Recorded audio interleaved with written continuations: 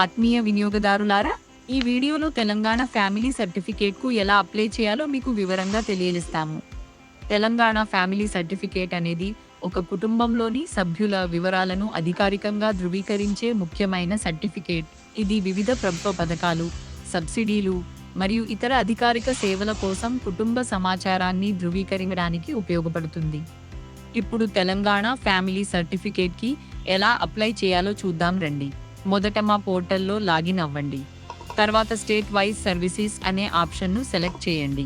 అందులో తెలంగాణపై క్లిక్ చేసి ఫ్యామిలీ సర్టిఫికేట్ అప్లై అనే ఆప్షన్ను సెలెక్ట్ చేయండి.